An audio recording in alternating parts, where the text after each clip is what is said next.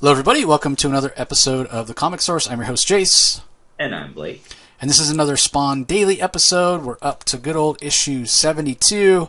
It's been a bit of a breakneck pace ever since Spawn has been resurrected in issues, I guess technically issue 69, the last page, the cliffhanger of him being resurrected.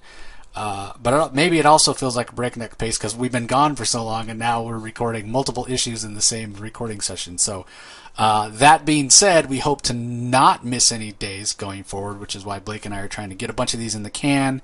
When we get up to a certain level, we'll probably start releasing multiples to get back on track. Again, apologies for not being here for the last couple weeks. Everything to do with the day job and just scheduling and having to travel a lot. So that being said, we are going to be covering the entirety of the original Spawn series up to present day. That's the whole point of doing this, so we can get caught up on the new stuff that McFarlane introduced in 2021. The King Spawn, Gunslinger Spawn, the Scorched, that connected Spawn universe.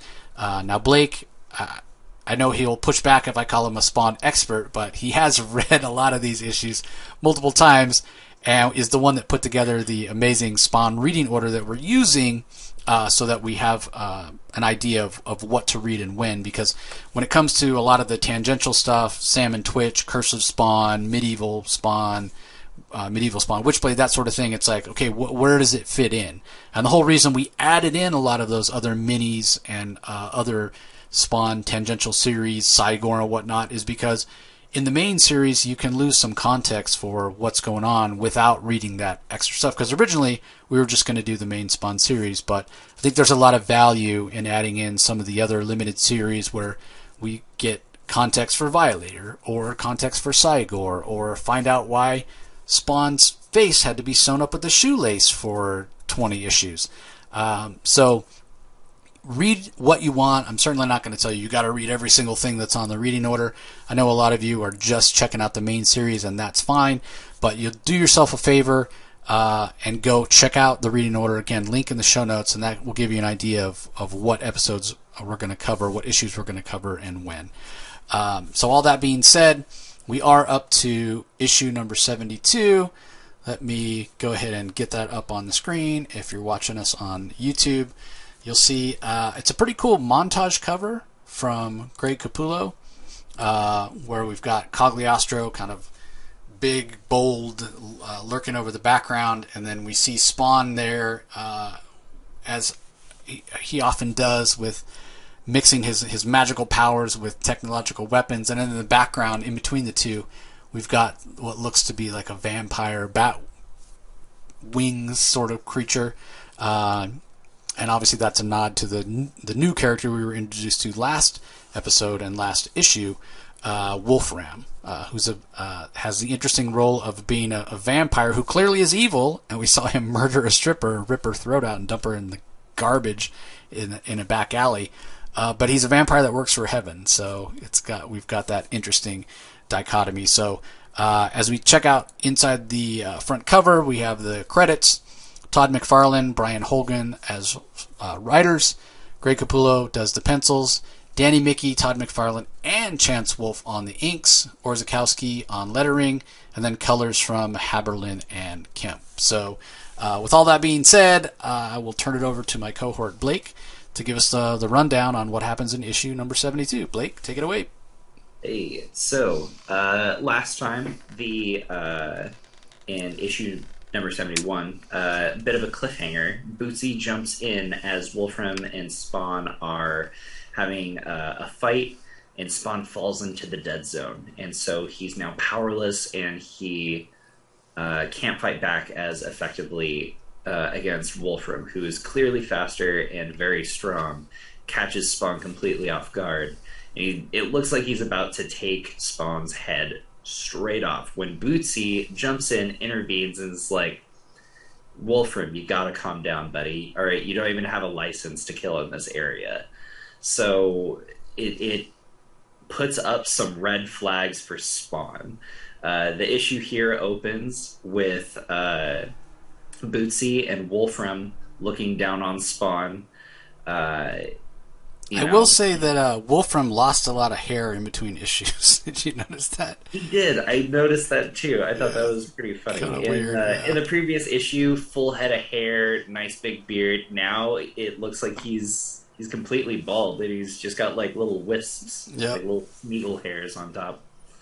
Um, but yeah, so Bootsy is trying to explain to Spawn the situation, and Wolfram is he's rabid, he's bloodthirsty, he just wants to go at it with the Hellspawn, and he can't be stopped. Like they're not having it with each other because one side is fundamentally uh, the essence of hell. You have the Hell Spawn. Al Simmons is an agent of hell, whether he likes it or not. That's what Cog has been telling him for so long: is you work for hell, but there is a way to break the curse, and you got to figure that out. Not just for you, me too, because I'm also a hell spawn. I want out of this too, so figure it out.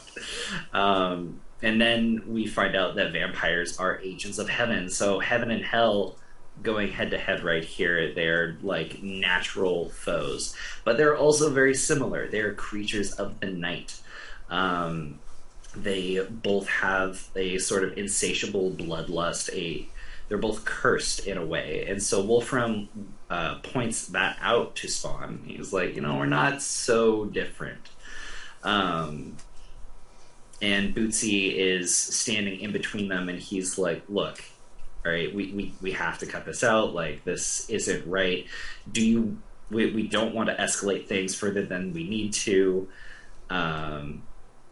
And Spawn is getting tired of this. The argument continues.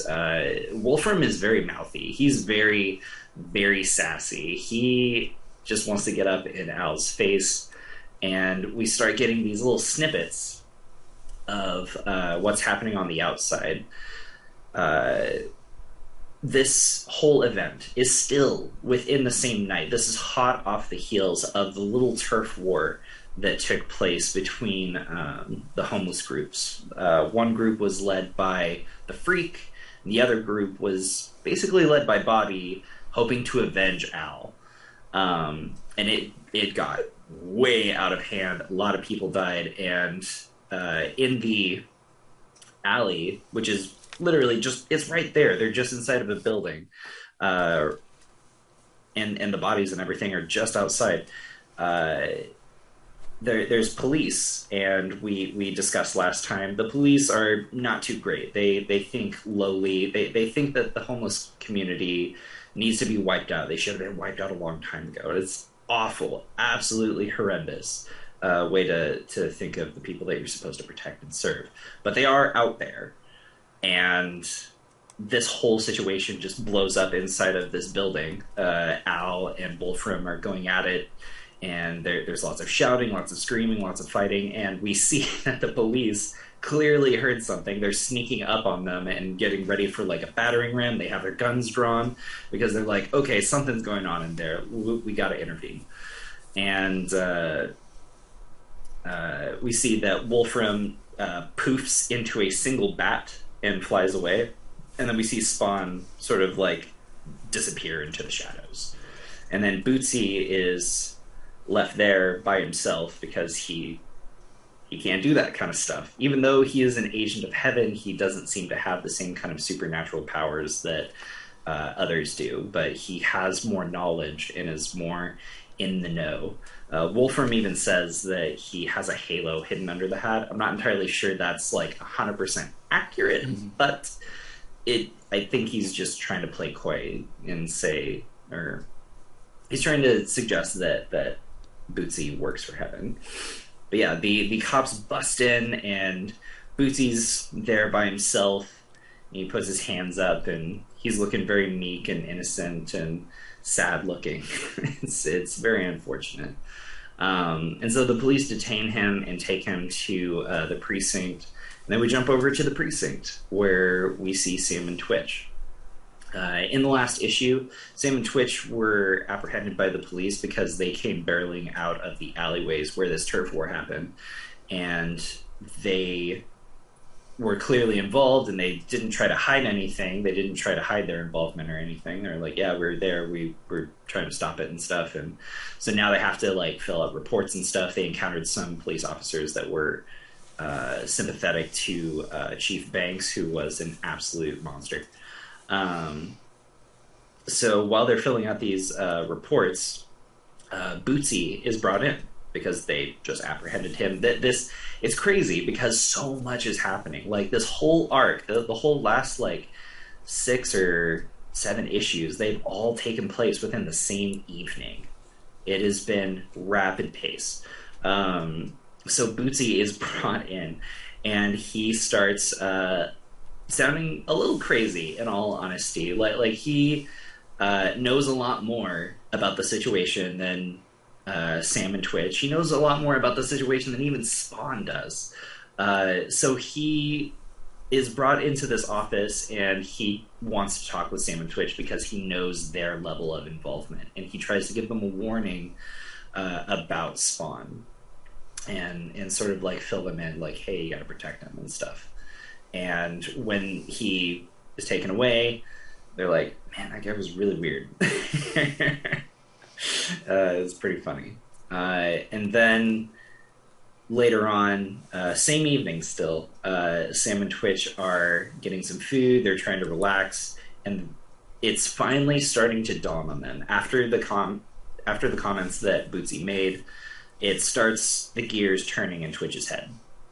He doesn't just write it off as like some crazy person. Like he's not dumb. He's definitely the brains of this operation, and he is starting to put 2 and 2 together, and then 4 and 4 together, and then 8 and 8 together. And he's like, hey, Sam, what's the one connecting thing that ties all of these crazy events that have been happening to us lately? Like there are 2 things that all of these insane events have in common. And then Sam starts to figure it out too. He's like, oh, that's Spawn, and that's us. And Twitch is like, you're absolutely right.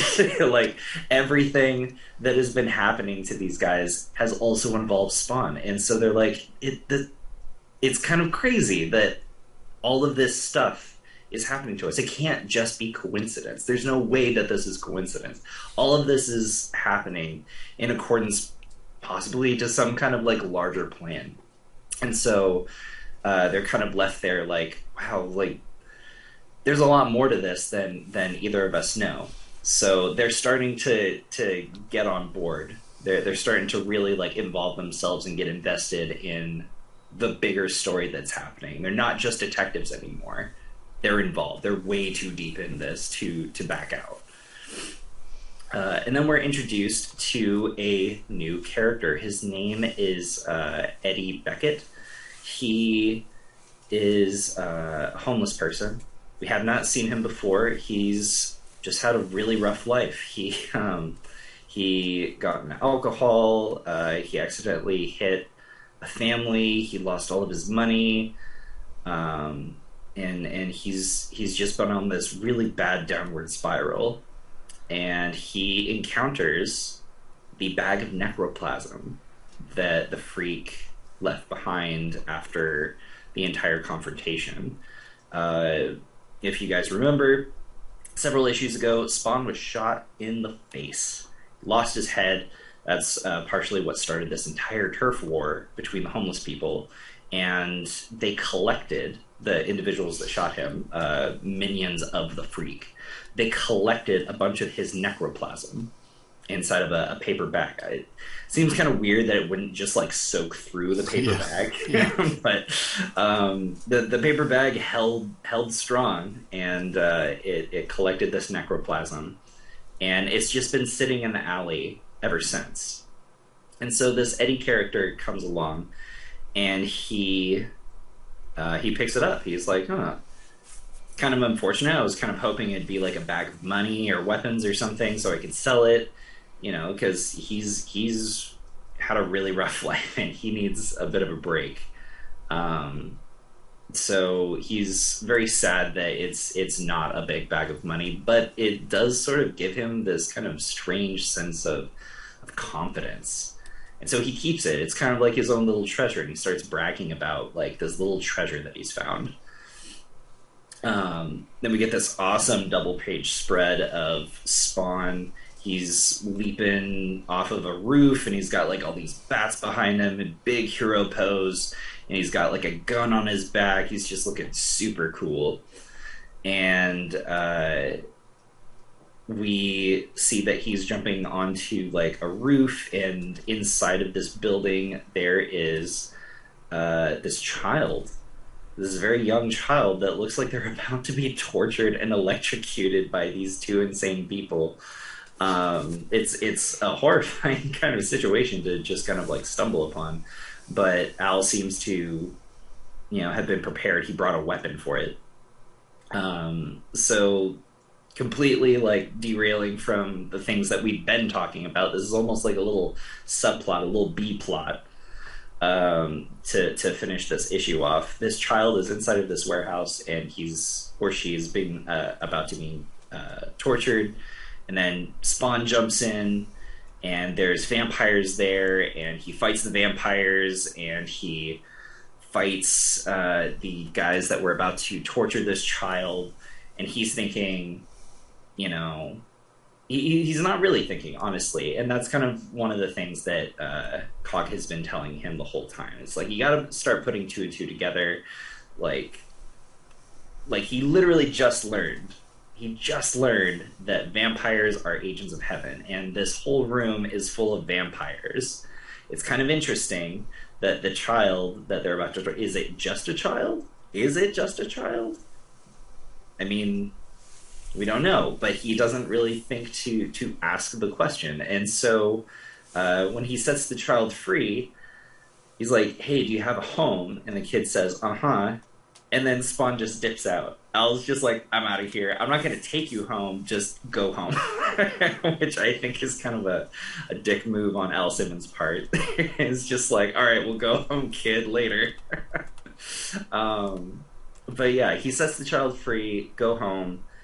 But we see on this final page that there was more to this child than meets the eye. Something's going on with it. It's this ancient maniacal laugh starts emanating from the child, and it has a marking very similar to Spawn, but in the inverse. It's not the black symbiote suit with the white markings on the face. It's actually the reverse. It's a white background with black markings on the face, very similar to Angela and those kinds of angels that have the black face protectors. So yeah, it's a very interesting way to end the issue. I don't know how else to wrap that up. It's very abrupt. We get this new child character. The whole plot with Wolfram is wrapped up too. Spawn is more in the know now about Bootsy, and he's more suspicious of his motivations and his involvement in things. And yeah, the very final page is the newscasters, the floating heads, and they're just talking about stuff. Yeah, the recent gang war and all the homeless people everything being that dead. We've been talking about. Yeah, it is very abrupt, and also, I mean, that hero pose is fantastic. I certainly appreciate it being in the issue, but it's not clear until actually, because I've already read the next issue. When we do the recap, when you read the recap inside the next cover, inside, I guess it would be what issue are we on? 72. Yeah. So when you read the recap in 73, it mentions that Spawn was out hunting, because when he was confronting Wolfram and, they were going back and forth, and like Blake said, Wolfram likes to run his mouth. He mentions, we are Legion. There's plenty of other vampires in the city too. And then in the recap for 73, it mentions, so Spawn went out looking for other vampires. And that is not really made clear here at all. It's not really mentioned. And so, Spawn just assumes, well, Wolfram is, despite being in the employ of heaven, is a bad guy. So he just assumes that all these other vampires that he finds that are torturing what appears to be a kid must be bad guys too. But it goes back to something that Cog is constantly telling him. I do appreciate he's trying to be proactive and go hunting for vampires, but he's not stopping to ask questions. Why are they torturing this kid? Like, he doesn't even ask. He just makes assumptions. They're vampires. They must be bad. Well, even if they're bad, if they're cohorts and colleagues of Wolfram, they may be working for Heaven. So maybe what they're doing is not bad. Maybe there's more to this kid than meets the eye.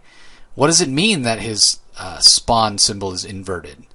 Does that mean he's a good spawn? Does it mean, like, we don't know? But again, Al doesn't bother to take the time to find out. And if you really were that worried about this kid, then why did you just leave him on the street? Oh, you got a home? Okay, go find it. Like, how do you know he wasn't kidnapped from California and he's got to go all the way across the country? Like, exactly. Like, come on, Al Simmons. Scene. Oh my gosh, that scene made me laugh so hard. It was just like, you got a home? Like, you just killed all these people. It's a very traumatic experience. You got a home? Uh-huh. All right, go home. Yeah, go home then. It's just like, what are you doing? See ya. That is so irresponsible. Oh. Yeah. It's so funny. But I do appreciate that the breakneck pace is continuing, because there's a lot. Like, we're getting a lot. There was a period of time there where it felt like things were going kind of slow. And now it's like we're getting multiple threads moving forward in every issue. We got Bootsy stuff here. We got Wolfram. We got Sam and Twitch starting to put more things together. I mean, that those two word balloons from Twitch, in a way, sum up like 70 issues of Spawn in like 2 word balloons. When he's like, well, Billy Kincaid, Vito Gravano, the Rat City, the Gang War, Jason Wynn. Like, he names off like 5 things, and that, when you think about it, you boil it down, that's pretty much the entire series up to this point. And what does it all have in common? It all has Spawn in common, and it has us in common. So, yeah, the look on Sam's face when he makes that realization is pretty priceless. Mm-hmm. And we, as the readers, have been in the know about all of this for a long time, and it's very interesting because, like, this is a monthly comic series, and as a monthly comic series, to people who were reading it as it came out, I wonder how this came off, because there's that sort of knowledge over time. It's like the reader has been reading this series for many years, and so they have like this large background sort of big picture scope on the entire series of characters and all the events and how it all connects. But it's weird to think we're 70 issues in, and it's only just now starting to dawn on Sam and Twitch how these things interconnect. It's been years for the audience that where we know, oh, this is all connected and this is how it's all connected because we got that big picture scope. But now it's interesting because there's a lot of times in the series where it feels like, oh, how have you not known about that? And then you like go back, reread some issues, it's like, oh yeah, you never really like met any of these characters or dealt with any of these plot lines. You're just kind of being a human being where all this other supernatural stuff is happening in like back alleys, so you never really see that. So there's a lot of information that the audience gets to know that these characters don't. So now it's almost funny to see how far they've come, and they're only just now starting to connect some of these dots. Yeah, Wanda still doesn't know that Spawn is Al Simmons, and before Blake came on, when Rocky was still doing this with me, we were talking way back in the early 20s. Hey, when's that realization going to happen? When is that reveal going to happen? When is Terry going to find out? When is Wanda going to find out? Who's going to find out first? That was 50 issues ago. Yeah. And obviously Terry knows now, but Wanda still doesn't. So yeah, it's a slow burn, which is interesting because we're talking about what a breakneck pace. But there are some things that McFarlane clearly isn't ready for, everybody to know yet. So Sam and Twitch definitely took a big step forward. And yeah, we get 2 new characters in this book, just to kind of finish my super quick recap. The Eddie Beckett and what's going to happen with his vile bag of necroplasm that smells like the inside of a slaughterhouse, as well as this kid who clearly, more than meets the eye. Why were the vampires that I'm assuming, I am making an assumption that these vampires were also agents of heaven. Why were they torturing this kid? Is he even a kid? Why is he marked with like an inverse spawn symbol? I guess we'll have to wait and see. Yeah. All right. Any last thoughts to add before we wrap this one up, Blake? This is the end, finally, of this big long arc. This is the end. The last several episodes, the last several issues have all taken place in just a single night, and we are finally ending that night. It's again what I was saying before. Readers, as it was coming out, I'm wondering what's going through their head, because like all of these issues, the last 7 or 8 issues, have all taken place in just a single evening. What that must be like as a reader, as it was coming out, just to be like, when are we going to get past this one night? Yeah, a very one night, but a very eventful night. And again, fantastic art from Capullo, especially that double page spread that we talked about so much. The lightning and the gun and the chains and whatnot. So fantastic job, fantastic storytelling, especially at such a breakneck pace like we've been talking about. So that's going to do it for this episode, everybody. We appreciate you listening. Don't forget to go check out the show notes if you're looking for Blake's reading order, or you can just do a search, just look for Blake Whitlow reading order in Google, and it'll come up. So we appreciate everybody listening as always, and we will talk to you next time. Later.